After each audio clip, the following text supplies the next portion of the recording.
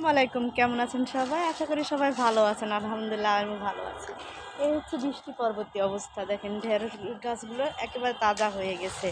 আর এদিকে আমার ছোট্ট যারা সোনামণি ও যখন গ্রামে নিয়ে গেছিলাম ওকে ঈদের সময়, ওর খুব ইচ্ছা ছিল বৃষ্টি হোক, কিন্তু একটু বৃষ্টি হয়নি, ওর মনটাই খারাপ হয়ে গেছে।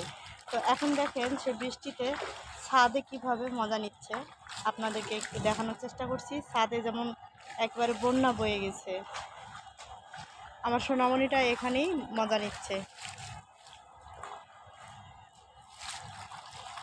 অনেক কিছুতে আসলে আমি মানা করি না, কারণ আমরা অনেক খোলামেলাভাবে বড় হয়েছি, আর এরা সেই সুযোগটা পায় না। আমার ইচ্ছে ছিল যখন গ্রামে গেছি বৃষ্টি হলে আমি তাদেরকে ইচ্ছে মতো ভিজতে দিতাম, কিন্তু সেই সুযোগটা হয়নি। কিন্তু আজকে যখন হঠাৎ করে বৃষ্টি হলো এবং বাসাতেই ছিলাম, ভাবলাম যে না, বাচ্চার এই শখটা আমি পূরণ করি। তাই দেখেন কি সুন্দর খেলছে।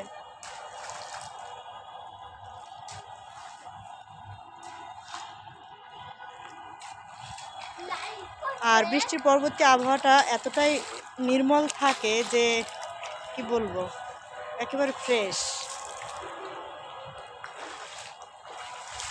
এই হচ্ছে ছাদের ভিউ। আমার জারামণি যে একেবারে বৃষ্টিতে ভিজবে বলে তার খুব বেশি ইচ্ছা ছিল, কিন্তু বৃষ্টির সময় আমি ওকে ছাদে আনতে পারি নাই। এখন আমি ওকে ছাদে এনেছি, আর এই ভিউটা দেখেন কি সুন্দর মজা হচ্ছে। ছাদে একেবারে পানি জমে গেছে, আর আমি যেহেতু ওকে গ্রামে ভিজতে দিতে পারি নাই, ভাবলাম যে ওর ইচ্ছাটা, আবদারটা পূরণ করি। কেমন লাগছে? সাঁতার কাটলে আরো ভালো লাগতো না? সাঁতার কাটলে আরো ভালো লাগতো।